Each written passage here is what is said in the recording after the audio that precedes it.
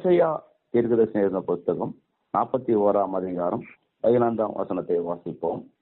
ஏசாயா 41:15.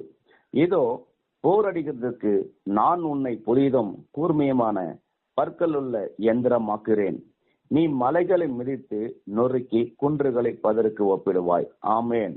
கர்த்தர் சொல்லுகிறார், இந்த நாளிலே உங்களையும் என்னையும் பார்த்து சொல்கிறார், உன்னை புதிதும் கூர்மையுமான பற்களுள்ள இயந்திரமாக்குகிறேன். இன்று உலகில் அநேக கம்பெனிகள் பலவிதமான இயந்திரங்களை பயன்படுத்துகிறார்கள். எதற்காக அப்படிப்பட்ட இயந்திரங்களை வாங்குகிறார்களோ அதற்காக அதை முழுவதும் பயன்படுத்துகிறார்கள். அதனால் பெரிய பெரிய மலைகளை உடைக்கிறார்கள், பாறைகளை உடைக்கிறார்கள், பள்ளங்களை எடுக்கிறார்கள், பற்பல வேலைகளை செய்ய பயன்படுத்துகிறார்கள். ஆனால் ஆவிக்குரிய பிள்ளைகளாக நம்மை கர்த்தர் புதிதும் கூர்மையுள்ள பற்களுள்ள இயந்திரமாக மாற்ற விரும்புகிறார். ஏனென்றால் நீங்களும் நானும் பட்டயம்தான், ஆனாலும் உபயோகப்படுத்த முடியாத ஷார்ப்பில்லாதவர்களாய் இருக்கிறோம். ஆனாலும் கர்த்தர் நம்மை இந்த கடைசி காலங்களிலே புதிதும் கூர்மையான பட்டயமாய் மாற்ற விரும்புகிறார். இந்த உலகத்திலே அநேக மலை போன்ற போராட்டங்கள், மலை போன்ற அந்தகாரத்தின் கிரியைகள், வலு சர்பத்தின் ஆவிகள், பாகாலின் ஆவிகள், எசபெலின் ஆவிகள், ஆகாபின் ஆவிகள், இப்படிப்பட்ட ஆவிகள் எல்லாம் நீங்கள் நிர்மூலமாக்க வேண்டும் என்றால், இதையெல்லாம் துரத்த வேண்டும் என்றால், இப்படிப்பட்ட கிரிகள் அழிக்கப்பட வேண்டும் என்றால் நாம் நம்முடைய பலத்தில் போக முடியாது.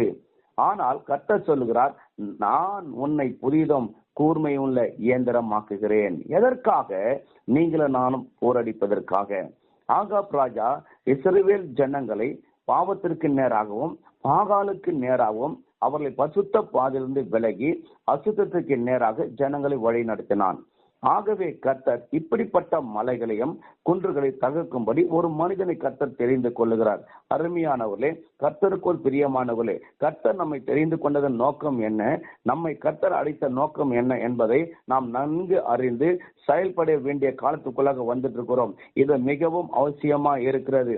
ஆகவே நீங்கள் தெரிந்து கொண்ட அழைப்பை நாம் உணர்ந்து இந்த கடைசி காலங்களிலே வேகமாய் செயல்பட வேண்டிய நேரத்துக்குள்ளாக வந்து விட்டோம். ஏனென்றால் வருகை சீக்கிரமா இருக்கிறபடியால் நம்மை கர்த்தர் பயன்படுத்த விரும்புகிறார், ஒவ்வொருவரையும் பயன்படுத்த விரும்புகிறார். கர்த்தர் யாரை தெரிந்து கொண்டார் என்பதை நாம் வாசிக்க போகிறோம்.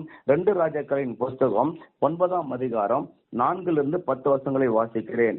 2 ராஜாக்களின் புஸ்தகம் 9ஆம் அதிகாரம் 4-10 வாசிக்கிறேன்.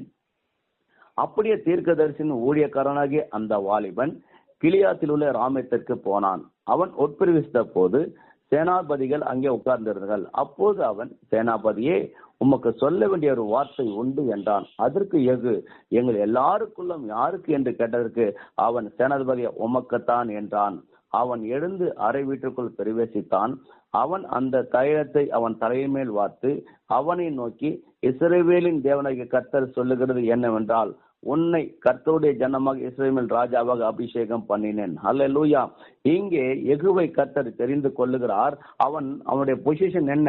அவன் சேனாபதியா இருக்கிறான். அப்போ சேனாபதி என்றால் யுத்தங்களை நடத்துகிற ஒரு மகனாய் இருக்கிறான். அப்போ கர்த்தர் நம்மளை தெரிந்து கொண்டார் என்றால் யுத்தம் செய்வதற்காக தெரிந்து கொண்டிருக்கிறார். நீங்கள் எப்போ இயேசுவை ஏற்றுக்கொண்டமோ அப்போது கர்த்தர் உங்களையும் என்னையும் குறித்து ஒரு திட்டம் வைத்திருக்கிறார். அந்த திட்டம் என்ன நம்ம அறிந்து கொள்ள வேண்டியது மிகவும் அவசியமா இருக்கிறது.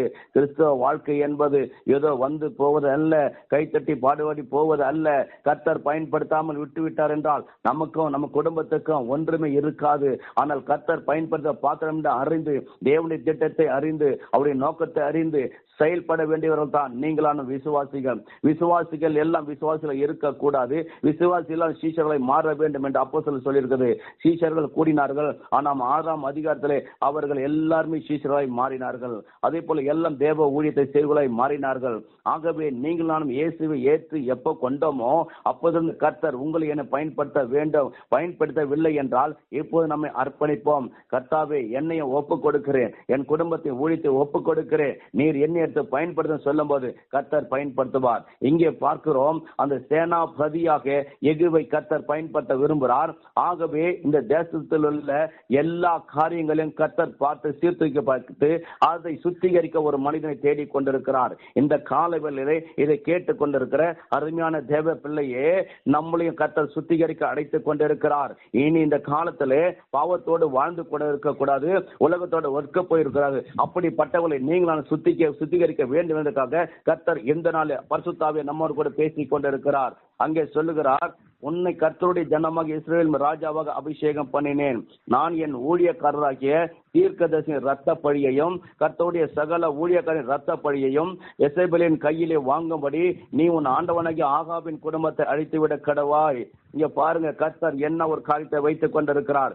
இவர்கள் தேசத்தை தீட்டுப்படுத்தினவர்கள். இந்த ஆகாப் குடும்பமும் யெசபேல் குடும்பமும் தேவனுடைய ஜனங்களை, பரிசுத்த ஜனங்களை பாகாலுக்கு நேராக வழி நடத்தி விட்டார்கள். ஆகவே தான் கர்த்தருடைய அந்த கோபம் எப்படி அதை சுத்திகரிக்க என்றால் ஒரு மனிதனை தேடிக் கொண்டிருக்கிறார். ஆகவே அந்த மனிதன் யெகூ.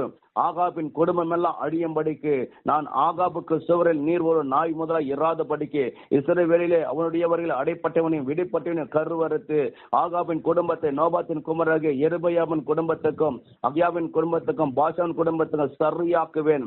எப்படியெல்லாம் ஆண்டவர் சொல்லி நமக்கு என்ன நிலைமையில புரியுமோ அந்த நிலைமையில சொல்லி எப்படியெல்லாம் நான் கருவறுப்பேன் என்று கர்த்தர் சொல்லுகிறார். இஸ்ரவேலின் நிலத்திலே நாய்கள் தின்றுவிடும், அவளை அடக்கம் பண்ணுகிறவன் இல்லை என்கிறார் என்று சொல்லி கதவை திறந்து ஓடி போனான்.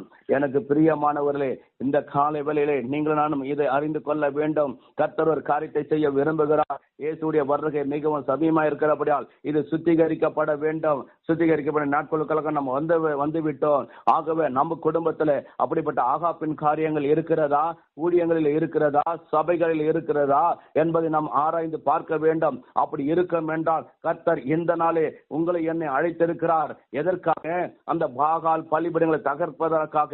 குடும்பங்கள் இருக்கிற பாகால் படிப்பிடங்கள், சபையில் இருக்கிற பாகால் படிப்பிடங்கள், பாகால் எங்கே இருக்கிறது, பாகால் எப்படி இருக்கிறது, நீங்கள் ஆவிக்குரிய கண்ணோட்டம் பார்க்கும் போது கர்த்தருக்கு பிரியமெல்லாம் எதெல்லாம் இருக்கிறதோ அதெல்லாம் பாகால் ஆவிகள். கர்த்தருக்கு மேல அதிகமா எதெல்லாம் நீங்கள் பாசம் வைக்கிறீர்களோ, எதெல்லாம் மேன்மை எண்ணுகிறீர்களோ அதெல்லாம் பாகாலின் ஆவிகள். அது கோட்டை போல இருந்து கொண்டே இருக்கும், அது உங்களுக்கு தெரியாது.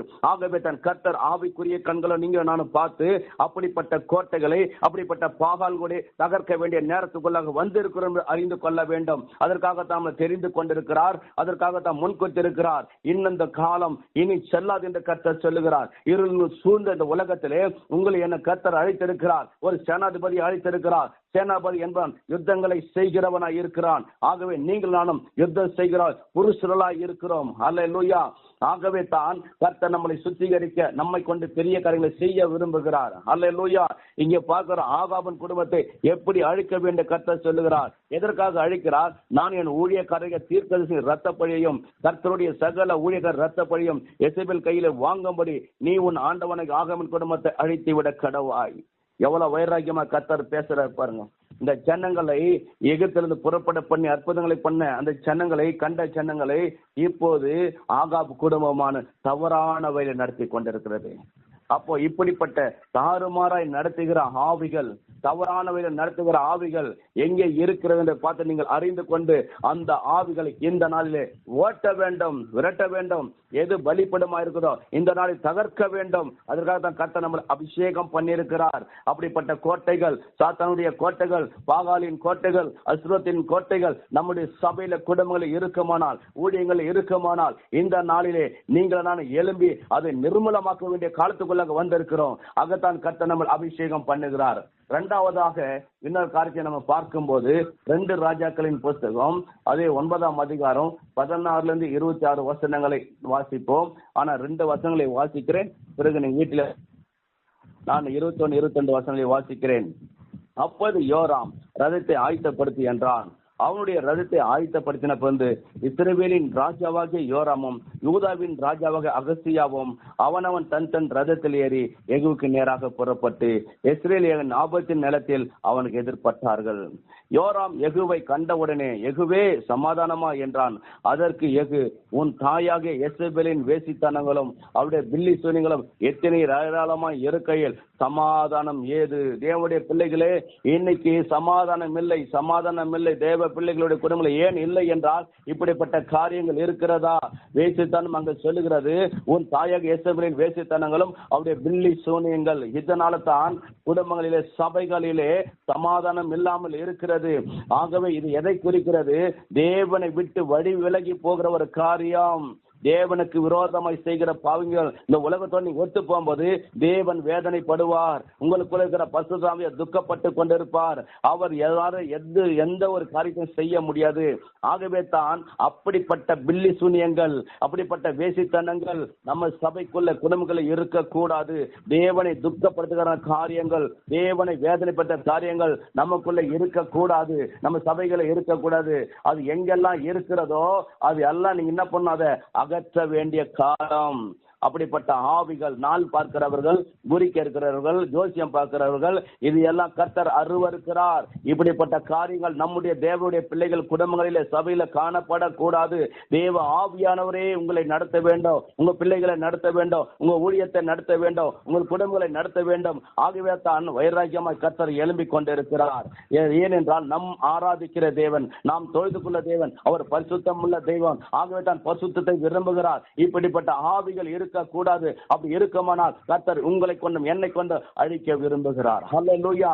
அதுக்கு நம்ம ஒப்பு கொடுப்போம். மூன்றாவதாக யூதாவின் ராஜா அகசியாவை கர்த்தர் அங்கு அழிக்கிறார். 2 ராஜாக்கள் புஸ்தகம் 9ஆம் அதிகாரம் 27ஆம் வசனத்தை வாசிக்கும் போது, இதை யூதாவின் ராஜாவாக அகசியா கண்டு தோட்டத்தின் வீட்டு ஓடி போனான்.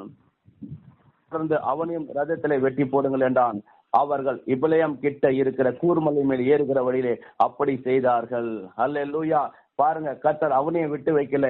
யாரெல்லாம் தேவனுக்கு விரோதமாய் செய்கிறார்களோ, யாரெல்லாம் தேவனுடைய மனதுக்கு விரோதமாய் துரோகம் பண்ணுகிறார்களோ, கர்த்தர் விட்டு வைக்க மாட்டார். எந்த நாளில் நாம் அப்படிப்பட்ட சூழ்நிலை இருக்கிறோமா? நம்ம குடும்பம் இருக்கிறதா? சபை இருக்கிறதா? இது எதை குறிக்கிறதா? பாவத்துக்கு துணை போவது, ஜனங்களை பாவத்திலே வழி நடத்துவது.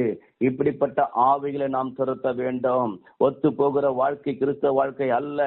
அட்ஜஸ்ட்மெண்ட் கிறிஸ்தவ வாழ்க்கை அல்ல. அது பிரித்தெடுக்கப்பட்ட வாழ்க்கை, அது பரிசுத்தமான வாழ்க்கை நாம் அறிந்து கொள்ள வேண்டும். ஆகவே தான் கர்த்தர் அடித்திருக்கிறார். நான்காவதாக 2 ராஜாக்களின் புஸ்தகம் 9ஆம் அதிகாரம் 30-37 வாசிக்கும் போது, அங்கே அந்த எசேபேலை குறித்து வாசிக்கிறோம். யெகூ இஸ்ரவேலுக்கு வந்தான். அதை எசேபேல் கேட்ட பொழுது தன் கண்களுக்கு மையிட்டு தன் தலையை சிங்காரித்துக் கொண்டு ஜன்னல் வழியா எட்டி பார்த்தாள். பாருங்க, இதுதான் உலக ஆடம்பரம். தேவனுடைய தேசத்துக்குள்ள இருந்து பரிசுத்த தேசத்துக்கு வந்து இந்த உலகத்துக்குள்ளாக நிரம்பி இருக்கிறது. பாருங்க, யெகூ இஸ்ரவேலுக்கு வந்தான். அது எசேபேல் கேட்ட போது தன் கண்களுக்கு மையிட்டு தன் தலையை சிங்காரித்துக் கொண்டு ஜன்னல் வழியா எட்டி பார்த்து, யெகூ ஒலிவ வாசலில் வந்த போது அவள் தன் ஆண்டவர் கொண்ட சிம்ரி சேமம் அடைந்தானா என்றாள். அப்போது அவன் தன் முகத்தை அந்த ஜனத்துக்கு நேராக ஏறெடுத்து, என் பட்சத்தில் இருக்கிறது யார் என்று கேட்டதற்கு 2-3 பிரதானிகள் அவனை எட்டி பார்த்தார். அப்போது அவன், அவளை கீழே தள்ளுங்கள் என்றான். அப்படியே அவளை கீழே தள்ளினாள். அவளுடைய ரத்தம் சுவரிலும் குதிரையிலும் தெரித்தது. அவள் அவனை மிதித்து கொண்டு உள்ளே போனான். ஹல்லேலூயா. அன்பானவர்களே, இது எதை குறிக்கிறது? அவர் சொல்லுகிற கண்களுக்கு மைட். உலக பிரகாரமான ஆடம்பர வாழ்க்கை, தேவ பிள்ளைகளுடைய வாழ்க்கை இன்று உலகத்தோடு ஒட்டு போய்விட்டது. அது கண்டு கொள்வதே இல்லை. தன் மகள் தானே, என் பேத்தி தானே, என் பேரன் தானே, அவள் கணவர் தானே, மனைவி தானே என்று அப்படியே விட்டு விட்டார்கள். கணவன், மனைவி, பிள்ளைகள் யாரா இருந்தாலும் வசனத்துக்கு உட்பட்டவர்களே. வசனத்துக்கு கீழ்ப்படிய வேண்டும், வசனத்துக்கு செவி கொட வேண்டும், வசனத்தை கை கொண்டு நாம் நடக்க வேண்டும், நம் குடும்பத்தை நடத்த வேண்டும், சபையை நடத்த வேண்டும். தேவ பிள்ளைகளே, இயேசு கிறிஸ்து வருக சமயமா இருக்கிறபடியால் நீங்களும் நானும் மிகவும் எச்சரிக்கையா இருக்க வேண்டும் என்று கர்த்தர் சொல்லுகிறார். இப்படிப்பட்ட ஆவிகள், எசபேலின் ஆவிகளை நாம் என்ன பண்ண வேண்டும்? துரத்த வேண்டும். அது எங்கெல்லாம் இருக்குதோ இப்படிப்பட்ட ஆவிகளை நீங்களான துரத்தும் போது கர்த்தர் அந்த இடத்துல ஜெயித்து கொடுப்பார். ஹல்லேலூயா. அதற்காகத்தான் நம்மை புதியதும் கூர்மையான பற்களை இயந்திரம் மாற்றுகிறார். வெளிச்சத்துக்கு முன்பாக இருள் எம்மாத்திரம், கோதுமைக்கு முன்பாக பதரை எம்மாத்திரம், பரிசுத்தத்துக்கு முன்பாக அசுத்தம் எம்மாத்திரம். ஆகவே கர்த்தர் நம்மை இந்த நாளிலே புதியதும் கூர்மையான இயந்திரமாய் மாற்றுகிறார். கர்த்தர் தாமே இதை கேட்ட ஒவ்வொருவரையும் அப்படியே மாற்றுவராக, ஆசீர்வதிப்பராக. இயேசு கிறிஸ்து நாமத்தில் கேட்கிறோம் நல்ல பிதாவே. ஆமென், ஆமென், ஆமென்.